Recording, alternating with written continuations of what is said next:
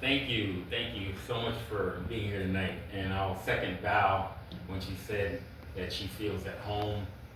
I feel very much at home. Just driving up to this place, I feel at home. So thank you for welcoming me and making me part of the family here. And definitely feels that way to be joined and connected here. So thank you, thank you, thank you. So the title of this talk is Being in the Body. And I wanted to go deeper on this topic because I remember when I started the Course in Miracles many years ago, there's language in the Course in Miracles that talk about the physical body being nothing, that it's not really our identity. And I think our interpretations can be a bit off when we take the physical body as nothingness and discard it. Thinking that we can treat it however, do whatever, and it not have an effect without any intention about how we use this.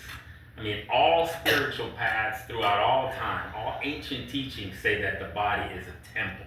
All of them have that same line of teaching in that our physical bodies represent the divine body of spirit of Christ, however you want to interpret it. So that must mean that our physical bodies very much are something when we have intention with how we use them, that they're not just cast off as this illusionary thing that has no meaning. I don't feel that at all. I think that can fall into denial. But when we are intentional about being in our bodies for the purpose of using it for the divine temple of the Creator, which it was intended to be, and a step further for seeing everybody else's physical body as having that same divine temple power in it, even though we might not necessarily agree with them or get along or want to hang out with them.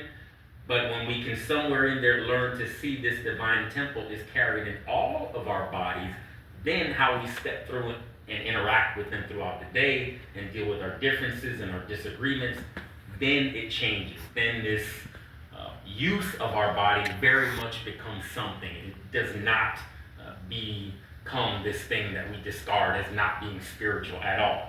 So I want to share with you all some grounding practices that I've been getting into these last couple months. Dr. Sue's anchoring practices about how to use our bodily energy to anchor ourselves during the day, to make our bodily identity very useful to keep ourselves grounded in our spiritual self while the world is attempting to get us off of our spiritual identity and often lost into the world of reactivity and fear. So if you choose to follow me, let's give you some simple grounding practices. There's 4 anchoring points that Dr. Sue talks about. You can look them up, Dr. Sue's anchoring points.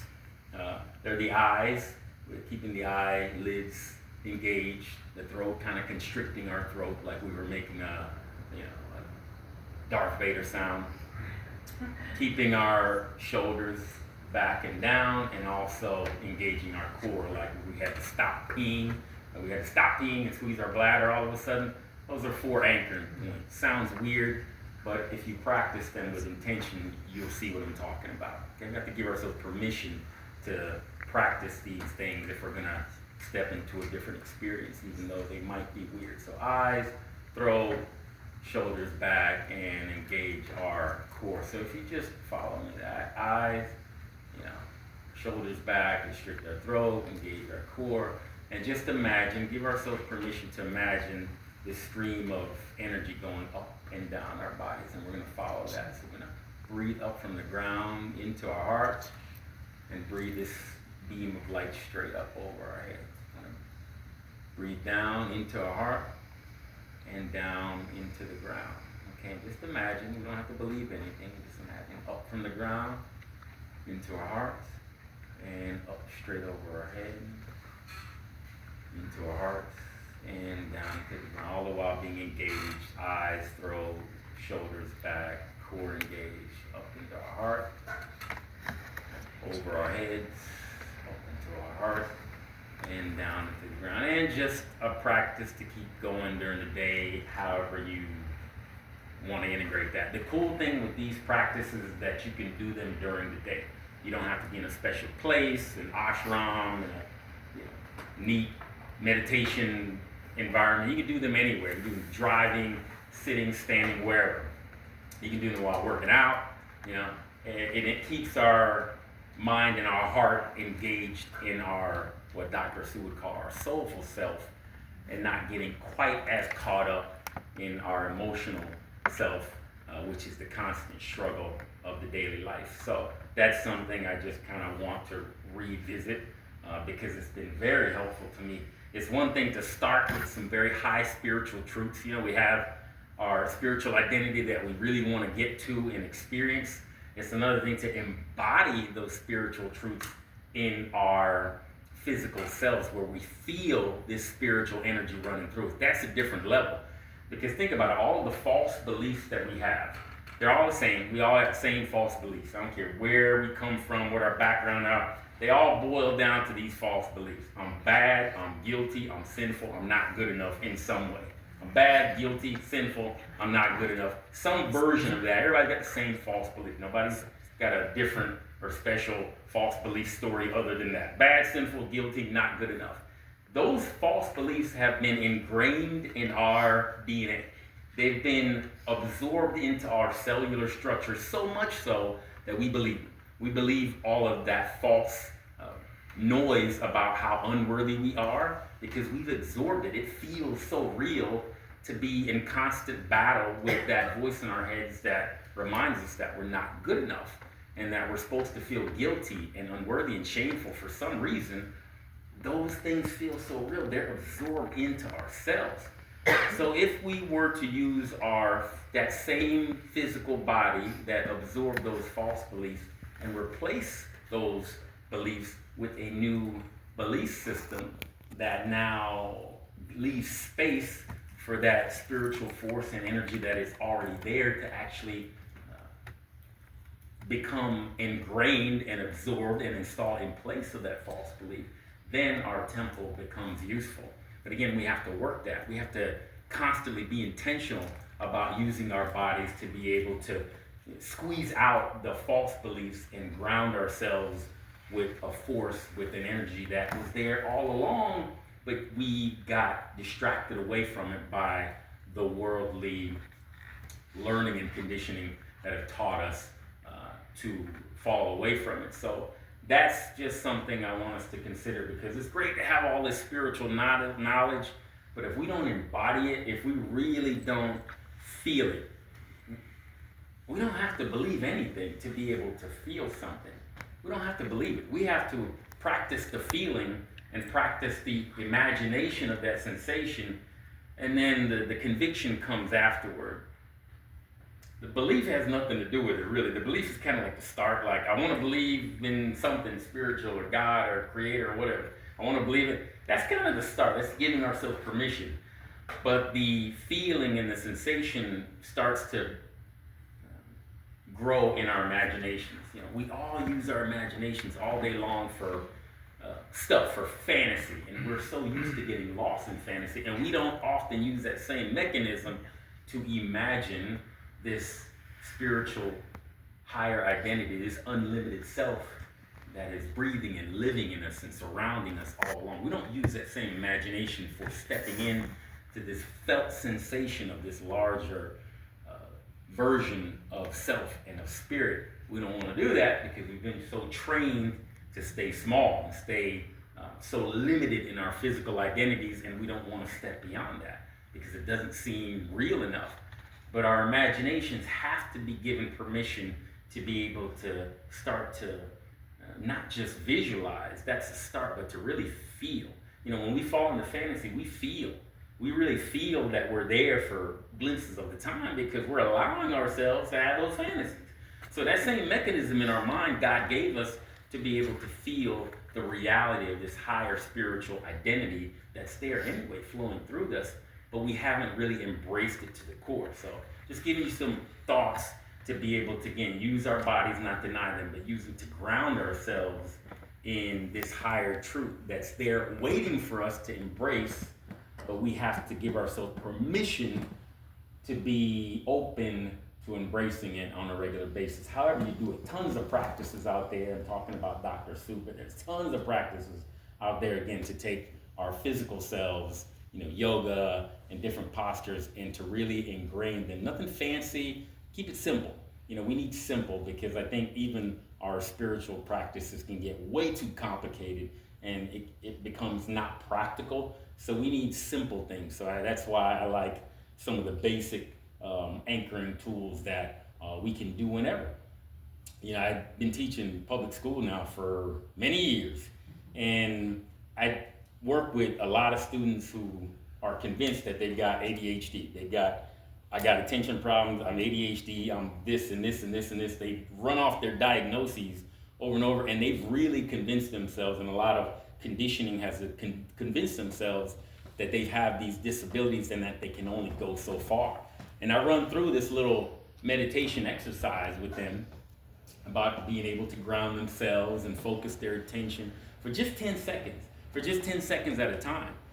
And it's amazing that they look at me like, something was wrong when they get a glimpse that they can actually control the direction of their mind. Nobody anywhere in their experience actually taught them that they can actually control the direction of their mind. They can tell their minds where they want it to go, as opposed to the mind telling them what to do.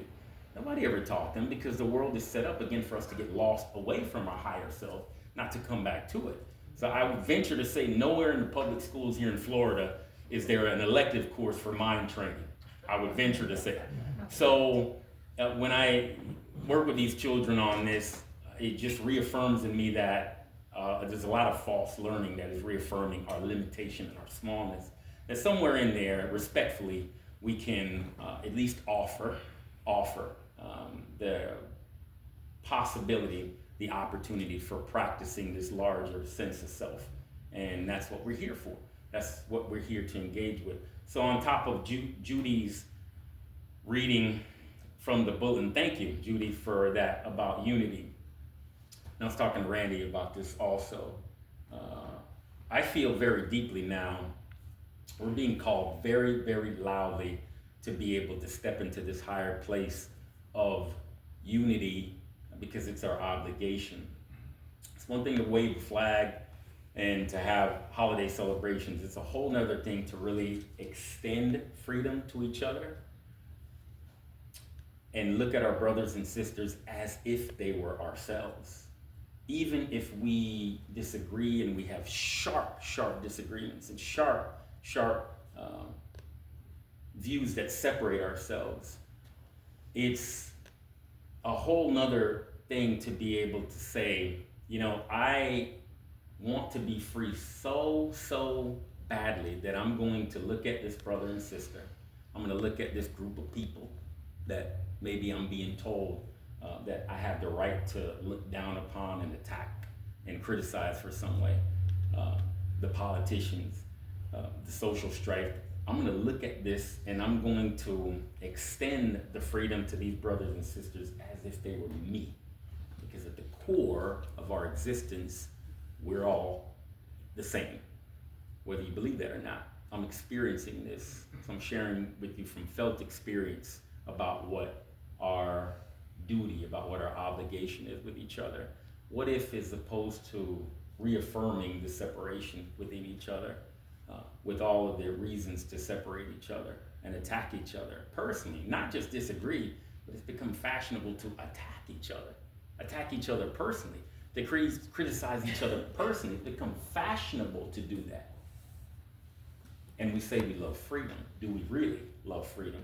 Or do we just say that and then we go right back to attempting to strip freedom from brothers and sisters that we have a problem and disagreement with, to the point where we feel justified in attacking them? Do we really love freedom? Or can we use this intense separation that we're experiencing now as an opportunity, a calling to get back to our God-given self, our unlimited self, to be able to unite and join with our brothers and sisters without having to say a word, without having to preach to anybody, without having to be friends or hang out with everybody?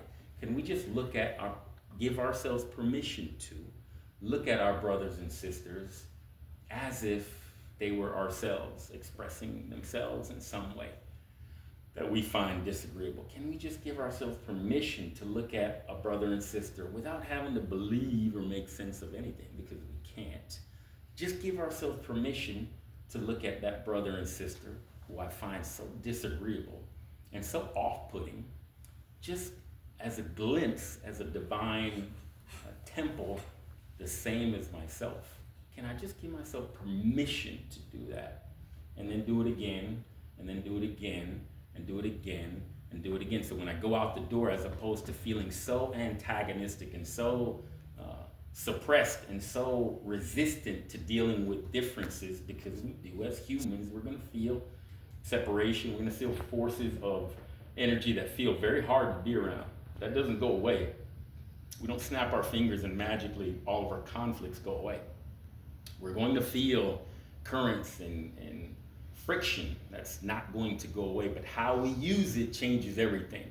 So just imagine we went through the day and we were intentional about, you know what, I'm going to use all of our differences and our separation. I'm going to use it as an opportunity to embrace this higher spiritual center and spiritual power that I have in me, or I want to believe I have in me. I'm going to use it as an opportunity to energize that.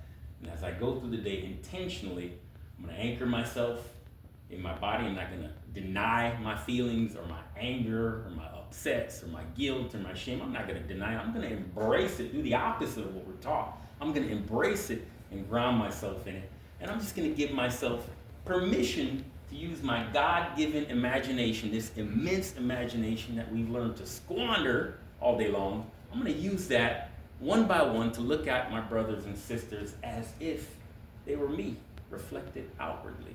As if, to go a step further, they were the divine creator extended outwardly. Same as that divine creator that lives and dwells and breathes in me.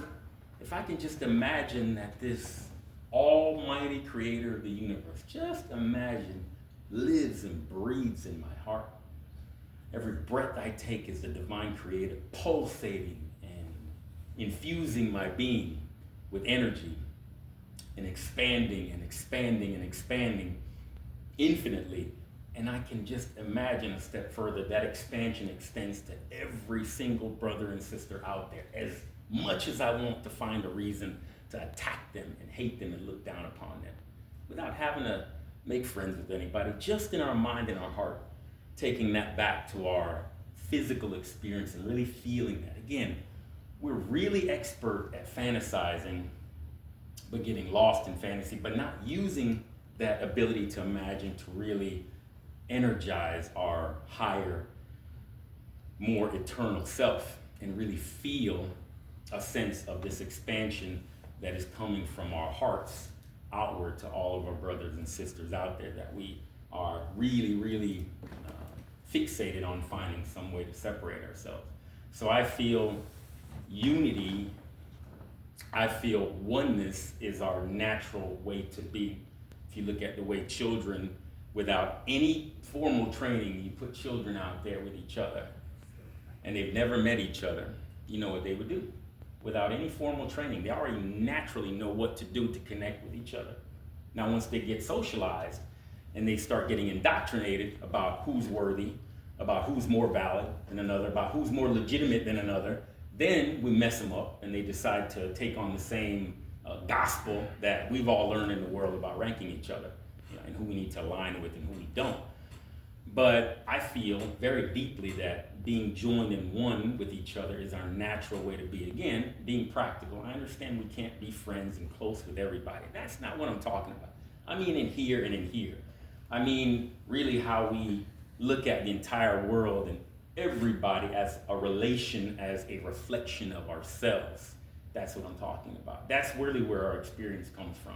So we can do that with intention and give ourselves permission to do that without having to make sense of it, without having to rationalize it. It frees us up from just trying it and to step into this larger space in our hearts and our minds and keep going back to that and keep going back to, and all the while using our bodies, our divine temple, to be able to ground ourselves in whatever it is that comes up. And that way we're not denying or pretending that we're upset, or we don't feel like we have to pretend to be spiritual. We just ground ourselves in whatever it is that's coming up, and then we take the step further to use that imagination to bring everything back to our creator power, which is in us, to claim our creative power, and it's not squandered and give it away. And I understand we're going to have stories, we're going to have interpretations about things and that in the world, and I have very strong opinions about what's going on in this world. I do. But at the same time, I realize if I get lost in that, I lose my power. If I get lost in what's going on in the world, in the country, I lose my power. I fully acknowledge that. I don't want to lose my power. I want to claim it back. But for that to happen, I have to use my upsets, not let my upsets use me. We have to use our disagreement and use all of the attack and separation as opposed to letting it use us. And that's up to us. Nobody, no law, no politician, no country, nobody can take our power from us unless we decide to give it away. And that's what we're here to learn with each other. So I leave you with that, just as a thought about how to go through the days with a different intention, a more empowered intention about where we identify and where we get our real feeling power from. And I'll close with these practices that I call Jesus's 4 points of power, okay, to sum up what we talked about. 1, be willing and brave enough to see all and everything through the eyes of the heart. Seeing all as one with God and yourself is the ultimate expression of humility, vulnerability, and strength. Avoid taking sides for purposes of attack of other people, of the enemy. Never hate, appreciate for what those people are showing us about the hidden layers of ourselves, because if we're honest, we've done something similar in a different way. 3, practice imagining a sense of joy and clarity in our hearts and extend this out everywhere without having to say a word and without having to get permission from anybody. We can do that. And practice in our hearts a voice of unconditional kindness, gentleness, and appreciation no matter what arises. This is the only voice of truth that we need to listen to. And the beautiful thing is, we don't have to believe anything. Conviction, knowing, comes after the fact, but being open to imagining this larger self, that's our power, that's our job now. We can do that right now. We don't have to wait on anything or everybody. So I appreciate everybody taking time to come out and hear this. Acknowledge yourself for taking time to come and share with me today. Okay?